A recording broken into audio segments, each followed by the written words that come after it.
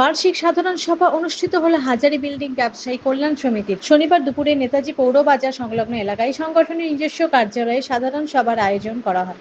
সারা বছরের আয় ব্যয়ের হিসেব পেশের পাশাপাশি ব্যবসায়ীদের উন্নয়নের স্বার্থে বিভিন্ন বিষয় নিয়ে আলোচনা করা হয় এবং সাধারণ সভায় উপস্থিত ছিলেন মালদা মার্চেন্টস চেম্বার অব কমার্সের সহ সভাপতি কমলেশ বিহানি, সম্পাদক উত্তম বসাক, যুগ্ম সম্পাদক উজ্জ্বল সরকার, হাজারী বিল্ডিং ব্যবসায়ী কল্যাণ সমিতির সভাপতি বিকাশ দাস, সম্পাদ বিজয় কুমার গুপ্ত সহ অন্যান্য ব্যবসায়ীরা।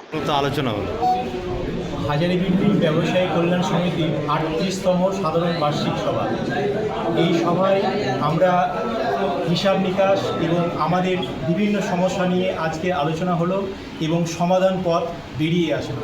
এবং আমাদের সাথে সংযোগ হয়েছিলেন আমাদের বিগ সংগঠন মালদা মার্চেন্ট চেম্বার অফ কমার্সের সেক্রেটারি উত্তম বসাক মহাশয় এবং কমলেশ বিহানি মহাশয় এবং উজ্জ্বল স্বর্ণকার মহাশয় এসেছিলেন এবং তারা দারুণভাবে আমাদেরকে মোটিভেট করলেন, বিভিন্ন বিষয়ে ব্যবসা সংক্রান্ত বিষয়ে দারুণভাবে নলেজ দিলেন এবং তাদের ছাতার তলেই আমরা কিন্তু রয়েছি বিভিন্ন দীর্ঘদিন ধরে।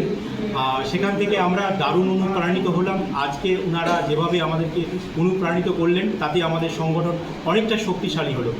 আর আমরা এটাই চাই এবং দীর্ঘদিন ধরে যেন আমরা সঠিকভাবে সঠিক ওয়েতে চলতে পারি, এই আত্মবিশ্বাস নিয়ে আমাদের সংগঠন হাজারী বিল্ডিং ব্যবসায়ী কল্যাণ সমিতি।